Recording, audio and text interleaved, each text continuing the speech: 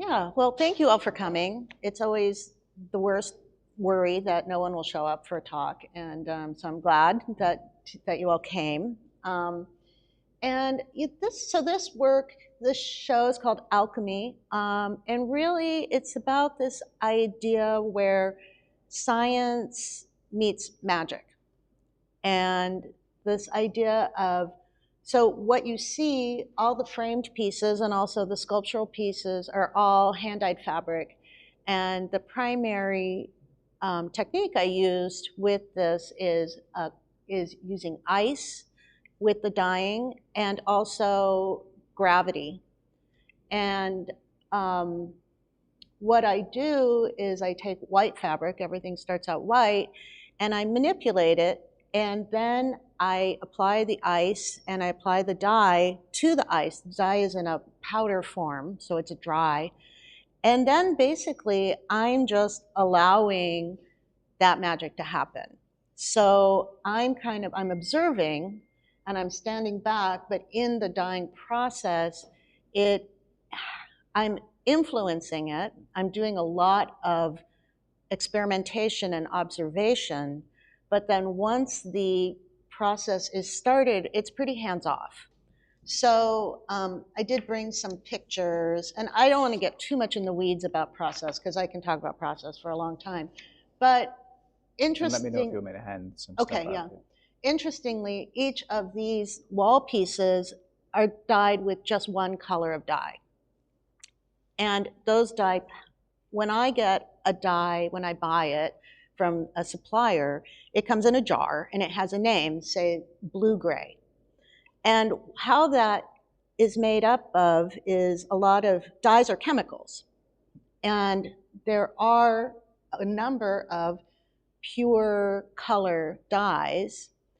But generally, if I buy something from the dye house and it's called blue-gray, which this is, if I mixed up all those colors, that jar of dye together in water, and and then dyed fabric with that, I would get something like this, a kind of an even gray tone. But when I introduce ice into the method, it affects the chemical reaction, and it causes those dye chemicals to split into their component colors. So this color blue-gray then becomes split up into this kind of orange and blue, and then it's mixing into, say, browns and grays and all these different colors. So that piece over there on the right, that was actually dyed with this color. So what happens is that the ice retards the reaction of the dye chemicals bonding with the fiber molecules, and as it moves through. So I know I'm just jumping right into process, but here's a picture of my setup. So I've been doing, my last show here was also using this ice dye with gravity, but I was letting the fabrics just hang down and the ice melt down, and it created these really beautiful kind of ombre-y colors, separating into those colors that in between shows and just as part of life, I'm following a lot of people online and following a lot of the Facebook group ice dye processes, and I'm looking at people and they're doing these incline dyes, right? So they're, instead of doing just straight gravity this way, they're inclining it so it has a flow. This is one of the terms they use.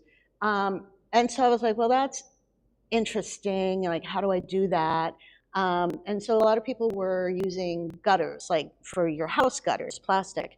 And so I did some of that, and you can see behind you the diptych on the wall. On the left, that's with the fabric in a gutter, and it's very tightly compressed.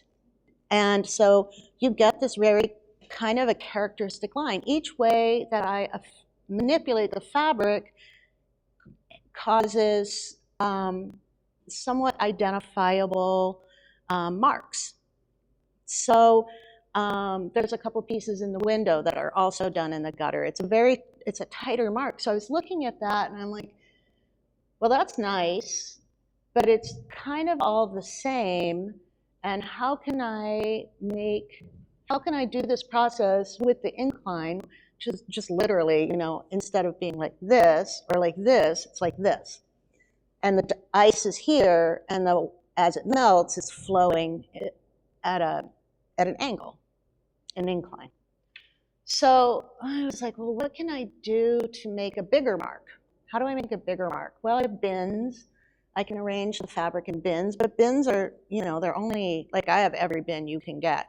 But they still have their limitations on size, right? And if I'm making work for the gallery, I want not little tiny pieces, I need bigger pieces.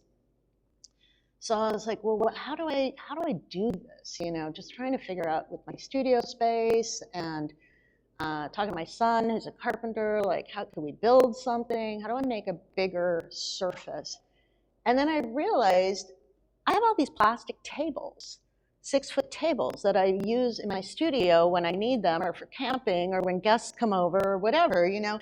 And so I was like, well, I could take this 6-foot table and just put up one leg, and I have a big surface at an angle.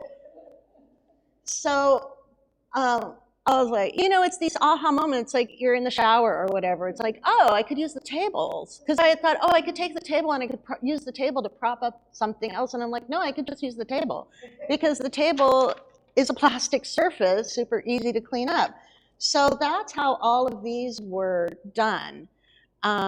So, you know, we can pass these around. These are a couple of images from the process in the studio of dyeing the fabrics. So what I'm doing is I'm then taking that white fabric and I'm spreading it on the table, and I'm manipulating the fabric before I apply the ice. So in some cases, like that on the left, there's a lot of wrinkles.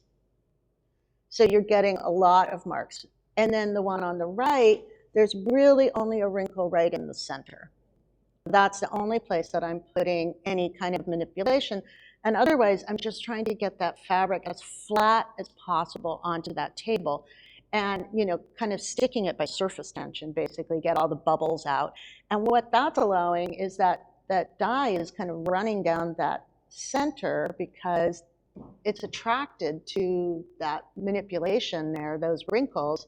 But then I'm getting this very wicking color. So like this one behind Donald too, there were, you know, 3 or 4 wrinkles in the center, but then everything else is just that surface tension of that connection to the table and wicking those colors out and letting them develop over time.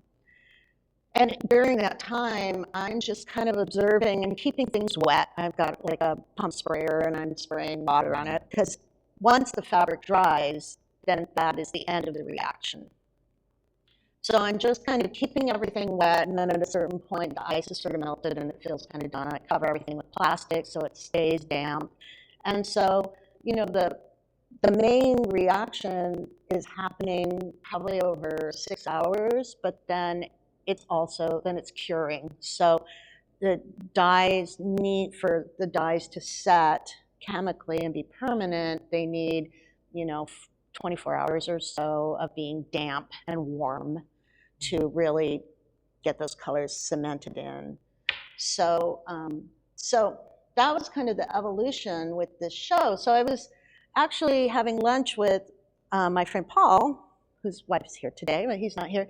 And because we have lunch, he's retired now, you know, so once a month or so we have lunch and go out for dim sum. And I'm talking to him about this process, and he's like, oh, it's like alchemy. I said, oh, that's it. That's the name of the show. Like, it just, like, thanks. Because it really captures, I think, that reaction. Like, it is, when you think about alchemy, and I put this in my artist statement, we think about alchemy, it was really the original science, the original chemistry. And we think about it in like, oh, it was, you know, the Middle Ages, and people had these wacky ideas. They were going to find the Philosopher's Stone. They were going to live forever. They're going to turn gold into lead. And oh, that, you know, it's like, you know, that's not possible. But they didn't know that, right? Because it had never been done before. So how do you know that you can't turn gold into lead? If I can turn fabric and dye and ice and time and gravity into artwork, you know, there's this magical element. And I love that part of it where so much of my work is really about the process. It's about the intention. It's about doing the homework. It's about testing the colors. But then this is really just letting that happen. And all of dyeing is that way because, I mean, I shouldn't say all. There are times where you're painting colors onto fabric and you can really see what you're doing.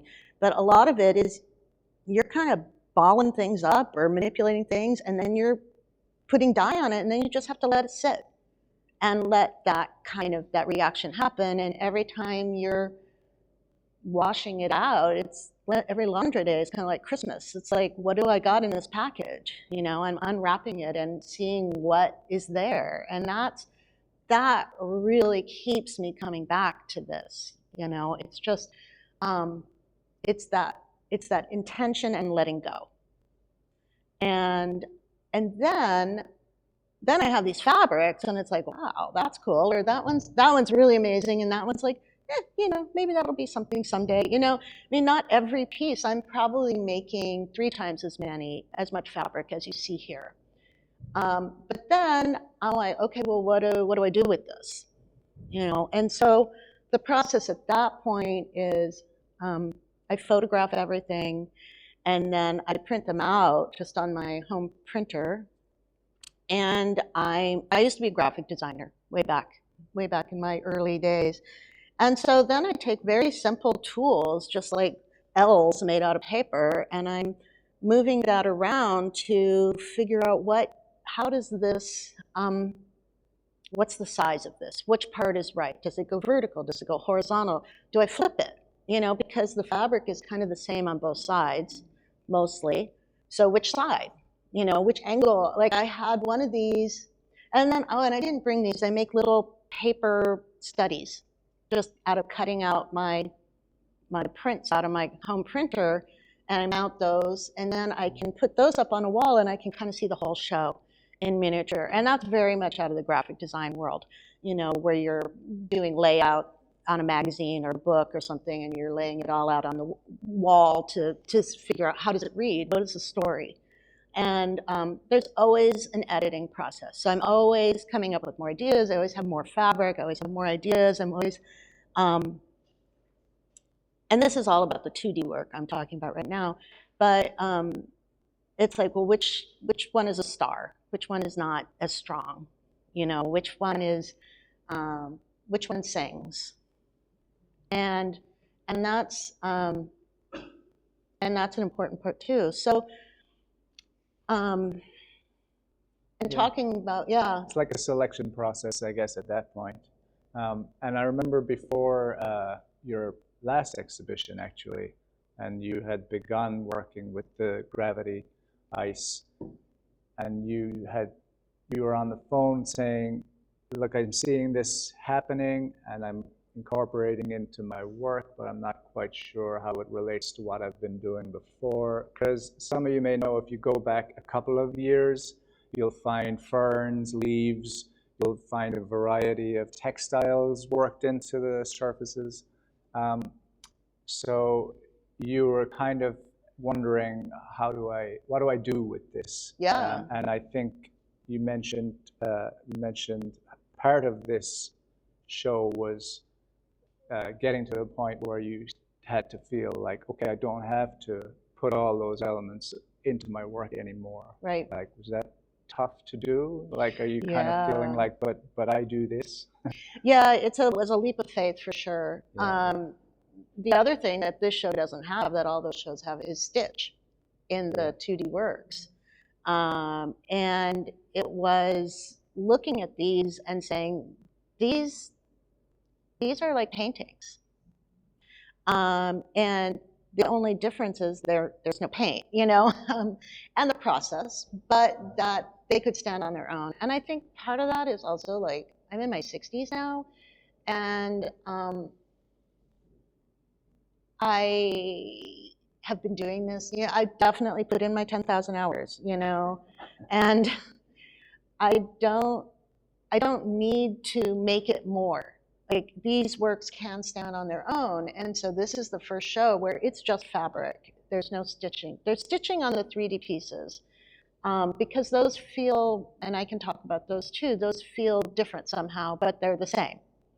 And so, but these just really felt like they stood on their own. And the thing I found with that last show, although that show also had stitching in the 2D pieces, was kind of finding these accidental landscapes. And I felt like that was an evolution in that last show. Right. Was where I was looking at the fabric, and these are all abstracts. They're all abstracts, but they're very evocative of landscape or things you find in nature. And I feel like in the show, I was definitely leaning into that more, and finding a lot of pleasure in that. At the same time, I don't want to tell people what to see. They're abstract, they really are. I mean, you could say, I really like that piece, but it feels like it should be sideways. I'd be like, cool. You know, not that I didn't look at it sideways. You know, this one I really had a hard time deciding which was the top and which was the bottom, because it has strengths in both.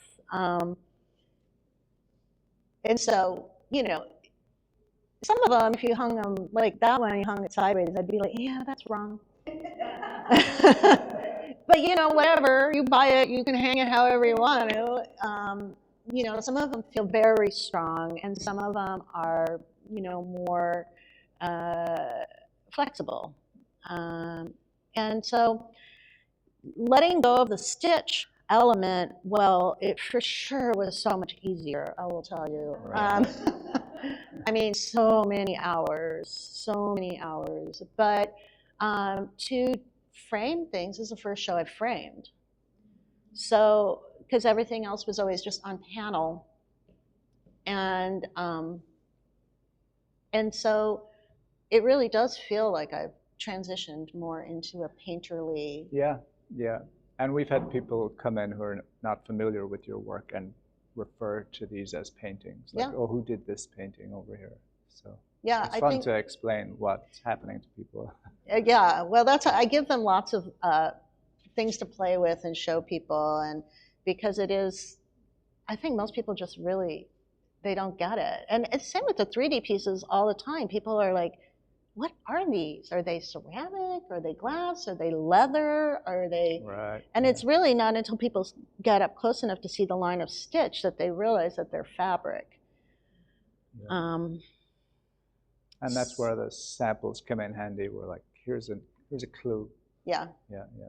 And yeah. So one of the things I find kind of amazing about this work too is it seems like so they do feel like forces at play in the environment, and to think about how in your studio you're kind of creating a mini version of ice.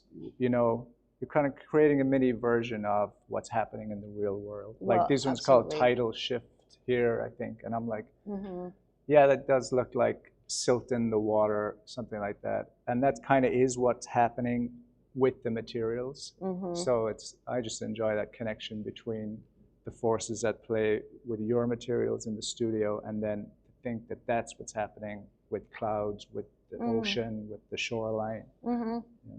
Yeah, that's good to hear. I think that, you know, sort of the elephant in the room that you can't not think about when I work with this work is that I'm working with ice, and ice is melting, and we're dealing with a global crisis.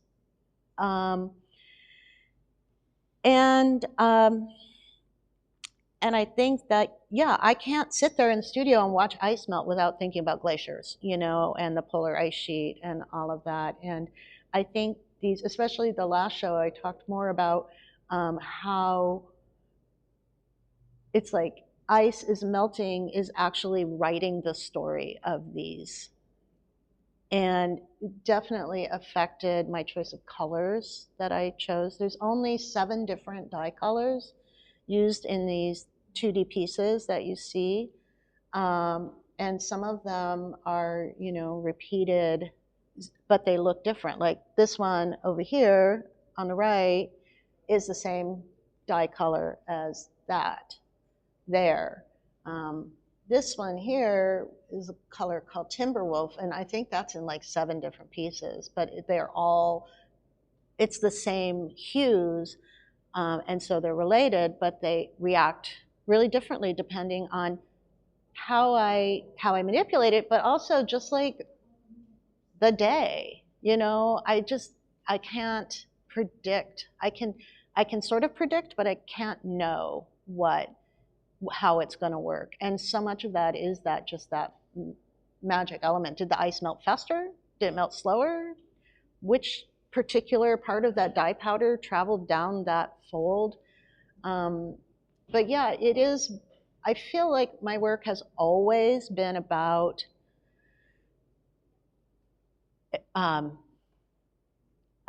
creating a lens for people to see the beauty in nature and to be inspired to be a steward for the earth and our natural beauty. It doesn't bang you over the head. You know, this work doesn't, it's not, you don't see it and go, oh, politics, you know. But I do feel like, I do hope that it makes people notice what's around them. And because I definitely am, you know, I'm definitely looking at, we live in such an exquisite part of the country.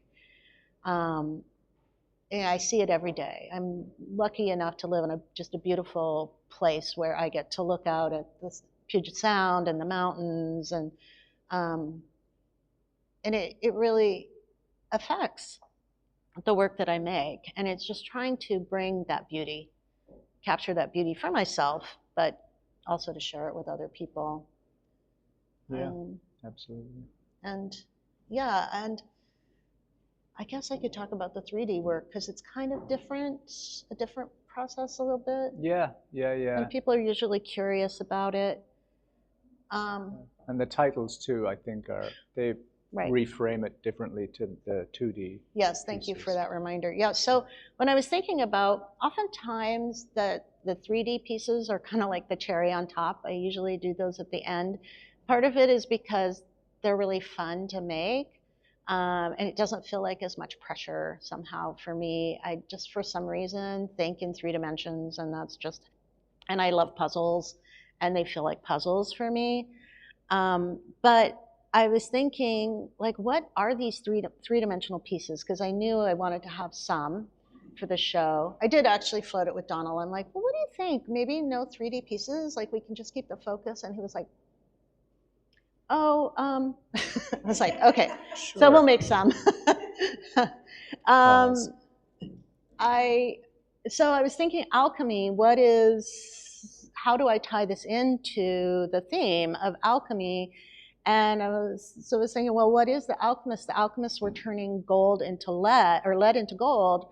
Well, what would those containers look like that had those elements in the in-between? And I want them to be kind of weird and like a little bit awkward, or look like they could have had some lead in it. And I found, there's actually, I think the picture's over there. I found this image online of these old antique bottles, and I loved them because they're kind of weird and old, and you know, they probably had stoppers. And for a while I thought, well, should I make lids? And then I was like, no, I don't want to make lids. It makes it too cute, you know. Yeah. But like none of these have lids because the lids got lost, you know, hundreds of years ago. But we can pass that around. But I did. So I was looking at those kind of as shapes, inspirations, and I actually have some of my sketches over there too, which are just like, you know, when people tell me they don't draw, I'm like, yeah, neither do I really. But, you know, this is the sort of thing, and this is on scratch paper. So, you know, these are the sort of things that I'm drawing in the studio, just to kind of like looking at that image and thinking and just like drawing.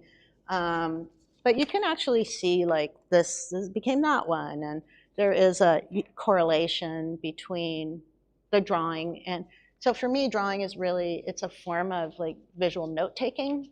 It's not, I don't usually show these around, but it's a way of just trying to get something from here down there to look at. But so I was thinking about this alchemy, well, gold into lead.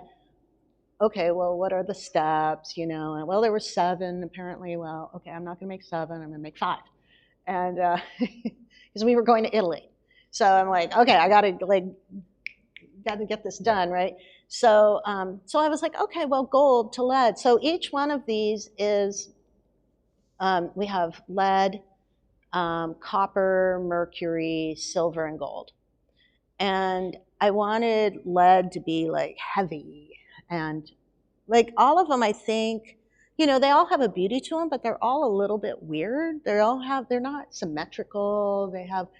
So it was really just fun to come up with these forms. And so, well, the first thing I do after my drawings is I start working in paper, and this is what I use. It's it's a tag board.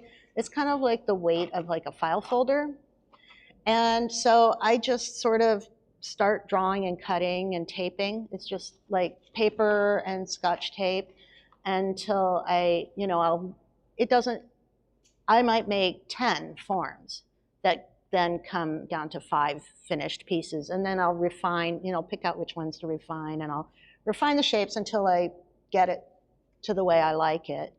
And then I cut this out in a sewing material, which is kind of like a stiff felt, and it's called Peltex. I used to be able to get it at Joann's when Joann still existed, but I use that is in the inside of all of these. But none of these pieces have an interior armature. There's no wire, there's no metal, there's nothing. It's all fabric. And so as a result, they're really light. So I build little weights to kind of be in the center so they don't tip over so easily. And then they're all based on triangles, really, which is the strongest form. I cut them out in Peltex. I sew them together just to make sure everything fits right, and then I take them back apart. And the next step I do is I save the outlines of these that I cut them out of, and then those become, again, a framing device. So you can see here, these are the sheets of paper that I cut out the paper for those, and I'm able to put my fabrics up on the wall and like audition them. Again, it's that same sense of working in miniature or looking at the wall and kind of telling the story. And so I save everything, every fabric. It's also labor intensive. And so sometimes, I'll be reusing pieces, or a piece that I didn't use all of before will come out and have another job. There's fabric on these on the inside as well as the outside, so I'm coming up with a palette, basically. And this show, because I already knew the titles of all the pieces, usually I title everything afterwards, and it's always like, the titling is the hardest part, way hardest part. It's a family affair. We all get in, friends come over, we look at the art, it's like, what's the title?